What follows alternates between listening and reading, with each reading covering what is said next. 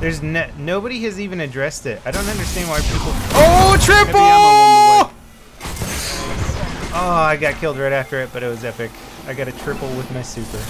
Hey guys, LevelCap here, and that was a triple kill in the new Destiny Dark Below expansion. This is one of the 3 new multiplayer maps available in the expansion, as well as some extra single-player content. Today we'll be going over just what is available in the new DLC and whether or not it's worth the price tag. Now, the simplest and easiest way to sum up the Dark Below expansion is to say that it offers a lot of the same, which is not necessarily a bad thing if you're already a fan of Destiny as a game. It's got more story missions, more multiplayer maps, more gear, including legendary gear and exotic gear, more levels. You can now upgrade to level 32. There's one new strike for everyone and an additional exclusive strike for PlayStation 4 members, plus a brand new raid, which is actually already getting a lot of attention, much like the first raid did, which is a highly tactical 6-player mission that usually takes quite a while to complete. I have personally not played through the new raid yet, but I have heard from some people that the raid is worth the expansion price alone. That's how much fun they've had from it. I guess it really depends what kind of player you are, but if you did like the original raid, then you're probably going to get your money's worth. Now, if you were to get the Dark Below DLC, probably one of the first things you would do is get into the story-based missions. There's only 3 new story-based missions as far as I know. You can do it solo, you can do it with a friend, which I highly recommend. There's going to be some boss fights usually at the end of each mission, and they're very quick and easy to get through. I won't say that they weren't fun, because they were fun, but they're a little bit underwhelming in terms of just the quantity of it. I was hoping for a little bit more gameplay time from a DLC. You could probably complete all 3 missions in under an hour. I played with Matimio and our party didn't even wipe once. Matimio did die one time, but I honestly think that's the only fatality we had the whole way through. The storyline seems to touch on some interesting subjects, but again falls back on a very vague explanation for everything and never really seems to paint a bigger overall picture of what the society is like in Destiny. You don't really understand your own world so well, and that's been one of my big gripes with the game. I was hoping this DLC would shed a little more light on it, but thus far it has not. Then again, I have not beat the raid yet, so there could be a little bit more story information in it, but I have a feeling that I'm just in for another big dose of vague storytelling. Now, if I was to look at the Dark Below expansion value in terms of its storyline contribution only, it would certainly fall pretty short. The Destiny vanilla game, which retailed for about $60 US, had 20 storyline missions, plus 6 strike missions.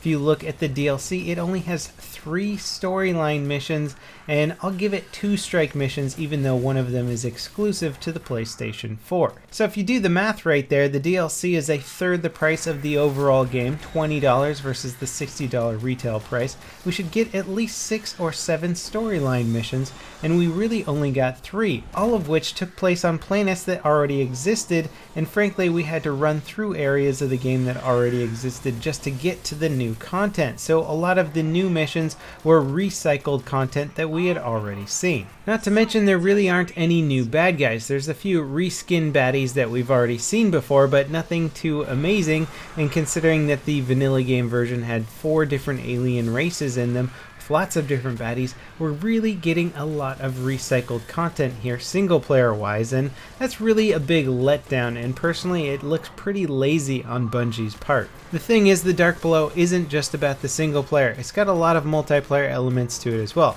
3 new maps, all of which look really cool. I'm not going to say that they're groundbreaking in any ways, but they are nice new additions to the game. There's a lot of new exotic gear, which could be a lot of fun to collect. And if you are already a big fan of Destiny for what it is, this expansion is certainly going to be worth the price for you.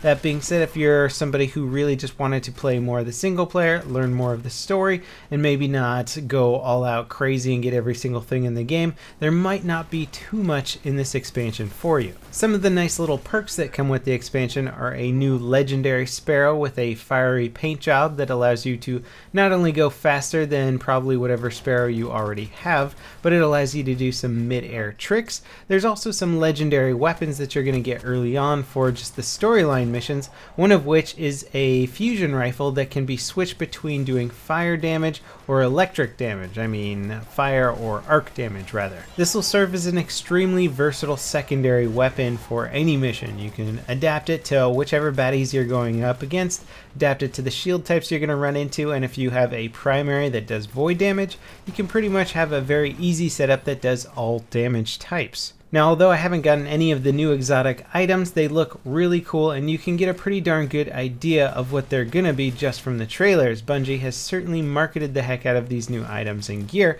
and that's definitely something that's gonna get a hardcore Destiny fan very, very interested, because we all know some of the exotics can completely change the way you play the game. That's how powerful they are. Now, when you actually add together all the content offered in the new DLC, it's not too bad, especially considering the price tag. And I think one of the hardest things to swallow is the fact that Destiny kind of shot itself in the foot with the amount of content they provided in the vanilla game. Sure, a lot of us raced through it real fast and then complained that the storyline wasn't really completed, but there was certainly a lot of content in the game, a lot of bang for your buck, if you will, multiplayer and single player combined. Nowadays, a lot of games really focus on one or the other, multiplayer or single player. Destiny's made a very strong push in both directions, so considering that we're not really getting a lot of new single player content, we are still getting a lot of multiplayer content, and if you compare it to, say, other shooters out there, a lot of shooters have DLC that are just, say, 4 new maps, a couple of new guns, and that's it for the DLC. Destiny's giving us all of that, plus single player missions as well. So if you're going to compare the DLC to what's already being offered in Destiny as a vanilla game for the price, then yeah, it might seem a little underwhelming. If you're comparing it to any other first-person shooter out there and the amount of content that they offer in a DLC, then it's definitely above and beyond the Call of Duty. Pun intended. When it comes down to it though, this is all about deciding whether or not it's worth buying the expansion for this game. And I think most of us can really answer that question on our own. Did you enjoy Destiny as a game? If you did enjoy it, then you're going to get a lot more of that with this expansion. It's not necessarily going to answer a lot of questions in the storyline. It will certainly add more to the storyline, but not really clarify too many things for you. Just be prepared for that, but you're also going to get a lot more of multiplayer content and certainly a new raid, which is a huge feature for a lot of people. The raid has added a massive amount of replayability, and it's been a really smart play on Bungie's part. So in conclusion, if you enjoyed Destiny the first time through, if you think it was a solid game and you want more of that same experience, then the DLC is certainly going to be worthwhile. However, if you didn't enjoy Destiny the first time through and you feel like all it needed was a little bit more clarification in the storyline or a few fixer-uppers here and there, and you're hoping that the DLC will add that to the game, unfortunately you're going to be out of luck and you should probably stay away. Personally, I think the DLC is a worthwhile purchase, but then again, that's me. As always guys, thanks for watching, I hope you enjoyed this video, and I'll see you next time. This is LevelCap, signing off.